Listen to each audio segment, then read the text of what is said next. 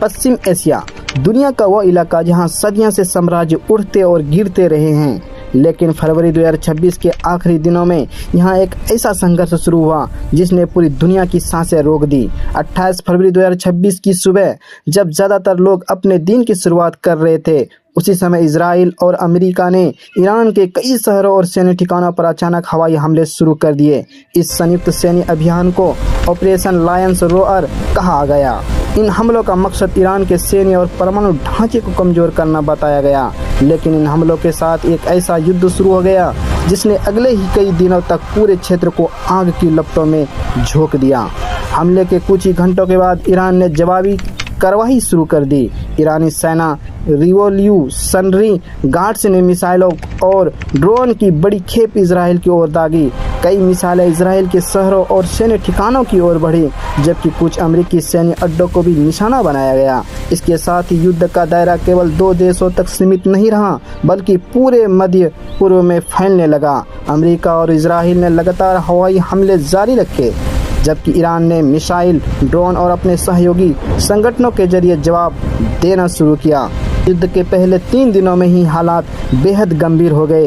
Iran के कई शहरों में विस्फोटों की आवाज़ें गूंजने लगी और इजराइल के आसमान में लगातार सायरन बजने लगे। रिपोर्टों के अनुसार इन हमलों में ईरान में 1000 से अधिक लोगों की मौत हुई और हज़ारों लोग घायल हुए। दूसरी ओर ईरान की मिसाइलों से इजराइल में कई लोग मारे गए और सैकड़ों घायल हुए। अमेरिकी सेना को भी नुकसान हुआ, कुछ सैनिकों की मौत की पुष्टि की गई। इस युद्ध ने दिखा दिया कि आधुनिक हथियारों के दौर में कोई भी संघर्ष कुछ ही घंटों में बड़े पैमाने पर तबाही फैला सकता है। जैसे जैसे दिन बीतते गए, युद्ध का दायरा और बड़ा होता गया। ईरान ने केवल इजराइल ही नहीं, बल्कि उन खाड़ी देशों में मौजूद अमेरिकी ठिकानों को भी निशाना बनाना शुरू कर दिया जहां अमेरिकी सेना तैनात है।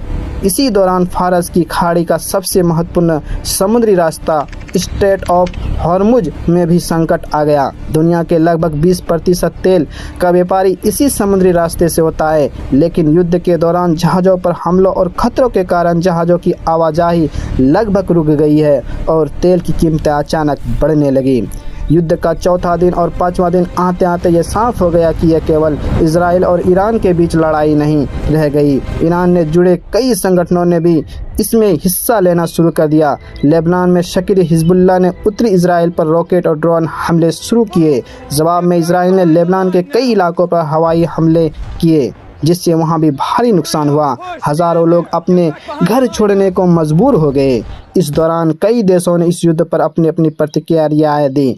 जैसे भारत ने ईरान, इजराइल, अमेरिका युद्ध में संतुलित तर्क रुख अपनाया और प्रधानमंत्री नरेंद्र मोदी ने इजराइल के साथ मजबूत समर्थन जताया। खासकर फरवरी 2026 में इजराइल यात्रा के दौरान संसद में कहा कि भारत इस सन में और आगे भी इजराइल के साथ अटूट खड़ा है। सरकार ने हमलों की निंदा से परहेज किया और सभी पक्षों से संयम की डी-एस्केलेशन तथा संवाद कूटनीति की अपील की। विदेश मंत्रालय ने पश्चिमी एशिया की स्थिति को गंभीर चिंता बताया। भारतीय नागरिकों की सुरक्षा, ऊर्जा आपूर्ति और स्ट्रेट ऑफ हॉर्मुज से जहाजों की सुरक्षित गुजरने पर जोर दिया। जयशंकर ने ईरान समकक्ष से बातचीत कर भारतीय टैंकरों के लिए राहत सुनिश्चित की। इस रुख की तीखी आलोचना हुई। विपक्ष, कांग्रेस और पूर्व नायकों जैसे शिवशंकर मेनन ने इसे राजनीतिक चुप्पी और मूल्यों की धोखाधड़ी करार दिया। कहा कि ईरान जैसे पुराने मित्र पर हमलों की निंदा करना भारत की स्वतंत्रता, विदेश नीति, नैतिक नेतृत्व और वैश्विक विश्वसनीयता को कमजोर कर रहा है। कई विशेषज्ञ मानते हैं कि अमेरिका इजराइल के साथ झुकाव से ऊर्जा सुरक्षा और क्षेत्रीय संबंधों को नुकसान पहुंचा रहा है। फिर भी भारत शांति और संवाद की वकालत में डटा हुआ ने खुलकर इजराइल का समर्थन किया और कहा कि यह कार्रवाई ईरान के सैन्य खतरे को रोकने के लिए जरूरी थी। दूसरी ओर रूस, चीन ने स्थिति पर चिंता जताई, युद्ध रोकने की अपील की। कतर और कुछ अन्य खाड़ी देशों में मध्यस्थता की कोशिश की, जबकि यूरोपीय देशों ने भी तत्काल युद्ध विराम की मांग की। संयुक्त राष्ट्र ने चेतावनी दी कि अगर यह संघर्ष और फैला तो यह पूरे क्षेत्र को अस्थिर कर सकता है। युद्ध 7वें से 10वें दिन तक हालात और भी जटिल हो गए। ईरान ने लगातार नई मिसाइल ड्रोन हमले की लहरें शुरू की, जबकि इजराइल और अमेरिका ने ईरान के सैन्य ढांचे और मिसाइल लॉन्च साइटों को निशाना बनाना जारी रखा। इस बीच कई खाड़ी देशों और समुद्री व्यापार मार्गों पर भी हमलों की खबरें आने लगी, जिससे अंतर्राष्ट्रीय व्यापार और ऊर्जा की आपूर्ति पर गंभीर असर पड़ा। दुनिया भर के बाजारों में तेल गैस की कीमतें तेजी से बढ़ने लगी और वैश्विक अर्थव्यवस्था पर इसका दबाव साफ दिखाई देने लगा। जैसे जैसे युद्ध अपने 10वें दिन के करीब पहुंचा, पूरी दुनिया में यह सवाल उठने लगा, क्या यह संघर्ष एक बड़े क्षेत्रीय युद्ध में बदल जाएगा। मध्य पूर्व के कई देशों में सुरक्षा बढ़ा दी गई। लाखों लोग संभावित हमलों के डर से सुरक्षित जगहों की तलाश करने लगे। कई अंतर्राष्ट्रीय एयरलाइनों ने अपनी उड़ानें रद्द कर दी और समुद्री कंपनियों ने खाड़ी के रास्तों से जहाज भेजना बंद कर दिया।